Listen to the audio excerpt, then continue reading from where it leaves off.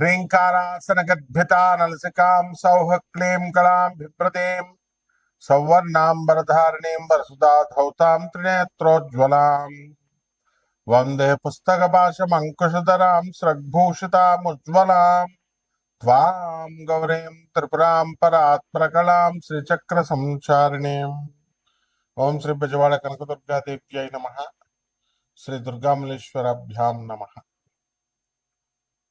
మనకి కుజగ్రహానికి చాలా ఇంపార్టెన్స్ ఉంది. ఆ కుజగ్రహము కనుక మన జాతకంలో బలమైనటువంటి స్థానాల్లో కనుక ఉన్నట్లయితే బ్రహ్మాండంగా మనం భూమండలాన్ని పరిపాలించవచ్చు. అలాగే అప్పుల బాధ లేకుండా జీవించవచ్చు. ఒక మిలిటరీ కమాండర్, మార్షల్, అలా బ్రిగేడర్ ఇట్లాంటి పోస్టులు పొందొచ్చు. అలాగే హోమ్ మినిస్టర్ అవ్వచ్చు. ఫైర్ ఎక్స్టింగ్విషర్లో సుప్రీం పోస్ట్ పొందొచ్చు ఆ డిపార్ట్మెంట్లో. అదేవిధంగా రియల్ ఎస్టేట్లో ఒక టాప్ లెజెండ్స్గా మారచ్చు. అటువంటి ప్రాధాన్యత ఉన్నటువంటి కుజగ్రహం కనుక మనకి శత్రుక్షేత్రాల్లో ఉన్న, శత్రు స్థానాల్లో ఉన్న, శత్రు గ్రహాలతో ఉన్న, మనకు అనుకూలంగా లేకపోయినా మనకేమవుతుందో తెలుసా? అప్పుల పాలైపోతాం. భార్యాభర్తల మధ్య వియోగం ఏర్పడుతుంది. సాక్షాత్తు పరమేశ్వరుడి యొక్క స్వేదం నుంచి పుట్టినటువంటి వాడు అంగారకుడు. ఒక చెమట నుంచి అలా జారితే మనకు అంగారక గ్రహం పుట్టింది. అటువంటిది సాక్షాత్తు శివుణ్ణి అంటిపెట్టుకున్నాడు కాబట్టి, శివుడి నుంచి వచ్చాడు కాబట్టి, ఆ శివుడు చెమటలోనే ఉన్నాడు కాబట్టి అంగారక గ్రహం ఆ శివుడికే వియోగాన్ని తీసుకొచ్చాడు. అతను పుట్టిన మరుక్షణం సతీదేవి దహనం అయిపోయింది. తనను తాను దహనం చేసుకుంది. ఆ విధంగా దక్ష ప్రజాపతి అవమానించాడని శివుడికి వైరాగ్యంలోకి వెళ్ళిపోయాడు. అలాగే శ్రీరామచంద్ర ప్రభు సీతాదేవి నుంచి దూరమైపోయాడు. ఈ విధంగా పురాణ పురుషుల్ని మనం తీసుకున్న, మామూలు మనుషుల్ని, సగటు మనిషిని తీసుకున్న, ఈ కుజగ్రహం కనుక బాగా లేకపోతే కనుక మనకి భార్యా వియోగాలు, వివాహాలు ఆలస్యంగా అవడాలు, అలాగే ఈ యొక్క రాశి వారి ఏ రాశిలో ఉన్నా సరే మనకి కుజుడు బాగోకపోతే సోదరులతో విరోధాలు, అక్క చెల్లెళ్ళకి మీరు సహాయం చేసిన వాళ్ళ కృతజ్ఞత ఉండకుండా ఉండడం, అలాగే ధైర్యం కోల్పోవడం, ఆ రకంగానే మరి మీ సోదరుల మరణము, వాళ్ళు డెవలప్ కాకపోవడము, ఇలాంటివి అనేకమైనటువంటి పోర్ట్ఫోలియోస్ ఉంటాయన్నమాట. అయితే ఈ కుజగ్రహము మనకి జనవరి 15 నుంచి మనకి మకర రాశిలో ఉచ్చస్థితిలోకి బ్రహ్మాండంగా వస్తున్నాడు. దీనివల్ల కొన్ని రాశుల వాళ్ళు అద్భుతాలు చూస్తారు. మా పేర్ల మీద స్థలాలు ఉన్నాయండి, మాకు రేట్లు పెరగట్లేదండి అనుకునేటటువంటి వాళ్ళకందరికి కూడా కొంతమందికి రేట్లు పెరగడం జరుగుతుంది. అదేవిధంగా స్థలాలు మేము అమ్మాలని ఎంతగా ప్రయత్నిస్తున్నామండి, కానీ అమ్ముడవట్లేదండి అంటాడు. కుజుడు స్ట్రాంగ్ ఉంటే మిమ్మల్ని ఎలా అమ్మనిస్తాడు? ఆయన మేము క్షేమాన్ని కోరుతాడు. అందువలన అమ్మనివ్వకుండా స్థలాన్ని మీకు ఉంచుతాడు. ఈ రకంగా అనేకమైనటువంటి మ్యాజిక్స్ని కుజగ్రహం చేయగలుగుతుంది. కాబట్టి అటువంటి కుజగ్రహము మనకి జనవరి 15, 2026 సంవత్సరం నుంచి మకర రాశి ప్రవేశం చేయడం, అలాగే మనకి ఫిబ్రవరి 24వ తేదీ వరకు కూడా మనకి అక్కడే ఉండడం మకర రాశిలో అద్భుతమైనటువంటి మార్పుల్ని మన జీవితాల్లో ద్వాదశ రాశి వారికి తీసుకొస్తుంది. అయితే ఇవన్నీ కూడా రాశి ఫలాలన్నీ కూడా మనము కోటాను కోట్ల మందిని కామన్ ప్లాట్ఫారం మీద మనం చెప్పబడుతున్నాయి కాబట్టి వ్యక్తిగతంగా జాతకాలను బట్టి మనం చూసి చెప్పాలి. ఎలా మీకు ప్రమోషన్ వస్తుందా, అసలు మీకు ఉద్యోగం వస్తుందా, చదువులో ముందుకెళ్ళగలుగుతారా? అసలు ఈ వివాహాలన్నీ కూడా ఆగిపోతున్నాయి, ఆలస్యం అవుతున్నాయి. నోటి దగ్గరకు వచ్చి రియల్ ఎస్టేట్ వాళ్ళంతా కూడా మనకి అమ్మడానికి పార్టీలు ఒక 10 రోజుల నుంచి మేము డీల్ చేసామండి, కానీ మాకు అంటుకోవడం లేదండి, వాళ్ళు జారిపోతున్నారండి అనేటటువంటి వాళ్ళు. వివాహాలు, ప్రేమ వివాహాలు, వీళ్ళంతా కూడా మేము వెళ్తున్నామండి, కానీ అక్కడ ఈ ప్రేమ వివాహాలు ఫెయిల్ అవుతున్నాయండి. ఏమండి మేము అమెరికాలో ఉన్నామండి, మరి శుక్రమూఢం అన్నారండి మీరు ఫిబ్రవరి 1, 2026 సంవత్సరం వరకు కూడా, కానీ అయినా సరే ఆ పెళ్లి కూతురు ముందుగా మనం మాట్లాడుకుందాం అని అంటుందండి. కాబట్టి మా అబ్బాయిని పంపించమంటారా, పంపిస్తే అవుతుందా? ఇలాంటి అనేకమైనటువంటి సందేహాలు అందరికీ ఉంటాయి. శుక్రగ్రహం మనకి ఇది చేస్తుంది ఏమిటి, ఈ యొక్క వివాహ వ్యవస్థని డామినేట్ చేస్తుంది. కానీ కుజగ్రహం ఉండడం వల్ల మనకు అనేకమైనటువంటి ధైర్యంతో మనం పనులు చేయడం ఇవన్నీ కూడా జరుగుతాయి. కాబట్టి మీ వ్యక్తిగత జాతకాలని మనం పరిశీలించిన తర్వాతే మరి వీళ్ళందరికీ కూడా మనం జాతకాలు చెప్పగలుగుతాం. అప్పుడు ఎప్పుడు ఏది జరుగుతుందని.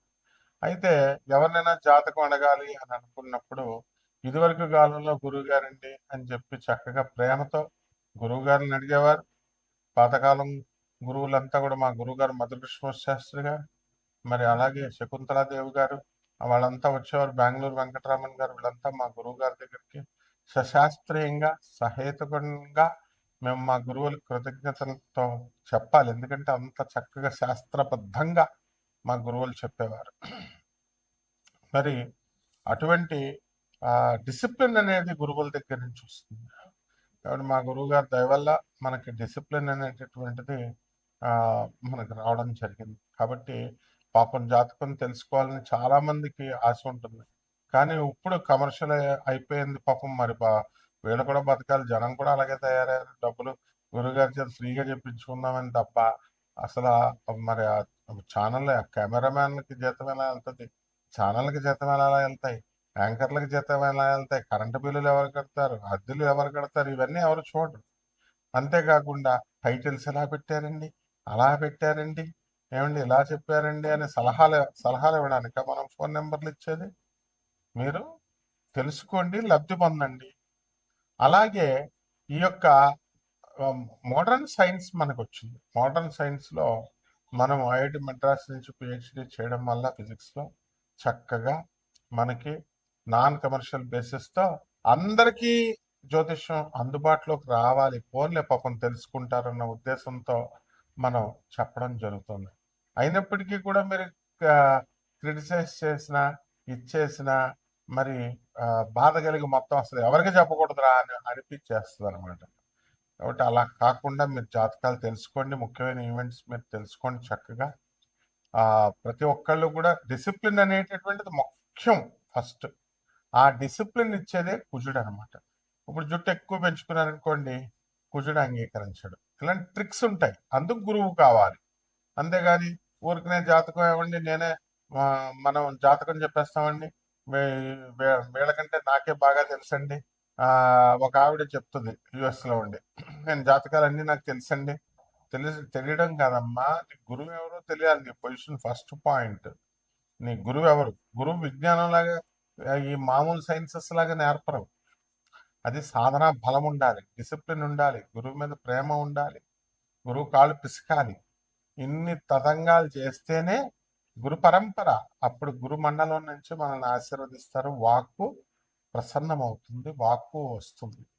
కాబట్టి 12 రాశుల వారికి కూడా ఈ యొక్క కుజగ్రహ మార్పు వల్ల ఉచ్చ స్థితిలోకి వచ్చినటువంటి మకర రాశిలోకి వచ్చినటువంటి కుజగ్రహ ప్రభావం వలన 12 రాశుల వారికి ఒక్కొక్క రాశి వారికి ఏ విధంగా ఫలితం ఉంటుందో మనం చూద్దాం.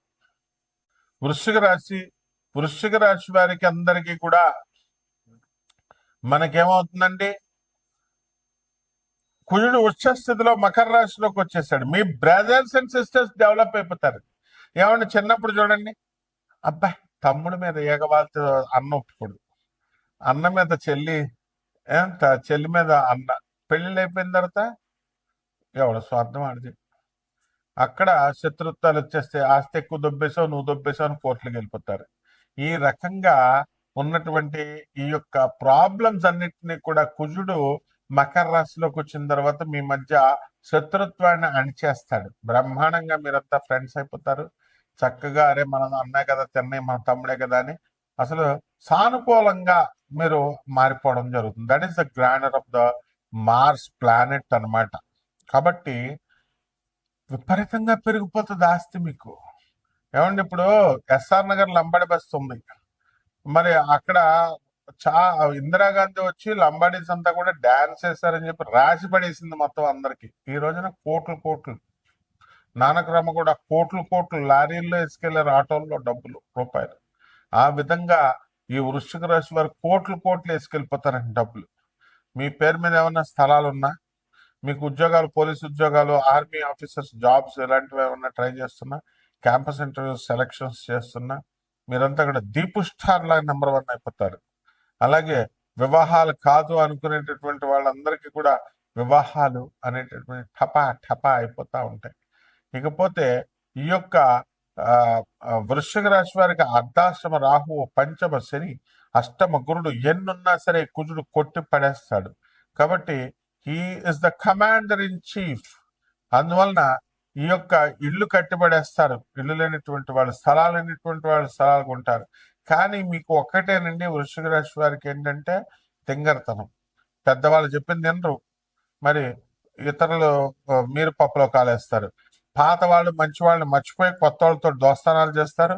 వాళ్ళు మోసం చేసిన తర్వాత మీకు తెలుస్తుంది. ఇది ఖచ్చితంగా జరుగుతుంది. ఇకపోతే పరిహారాల దగ్గరికి వచ్చేసరికి మీరు చక్కగా రాహు జపం చేసుకోండి, రాహు స్తోత్రాలు చదవండి. రాహు కిలోంపావు మినుములు నావుపేట రంగు ఉన్నటువంటి వస్త్రాల నుంచి పేద బ్రాహ్మణులకి శనివారం ఉదయం 8 గంటలకు దానం చేసుకోండి. అలాగే దుర్గమ్మ తల్లి ఆరాధన చేయండి, దుర్గమ్మ తల్లి కుంకుమార్చన చేయండి, ఓం దుర్గాయ నమః జపం చేసుకోండి. కేవలము ఈ పూజలు 100 రూపాయలు పెట్టి పూజ చేసేద్దామంటే అబ్బే అంత ఈజీ కాదమ్మా. పేదవారికి, అనాథలకి, సాధువులకి, వికలాంగులకి మీరు దానాలు చేయాల్సిందే. ఏదో 10 రూపాయలు ఇచ్చేసి దానం చేసేస్తున్నామంటే సరిపోదు, ఎప్పుడో 10 ఏళ్ల క్రితం చేసామంటే సరిపోదు. నిత్యం ప్రతిసారి వీలున్నన్ని సార్లు, by all means, at all times, in all ways you can do, you have to help the poor. ఇది చేసినప్పుడే మీకు పూజ అనేటటువంటిది సిద్ధిస్తుంది, బ్రహ్మాండంగా ఉంటుంది. శుభమస్తు.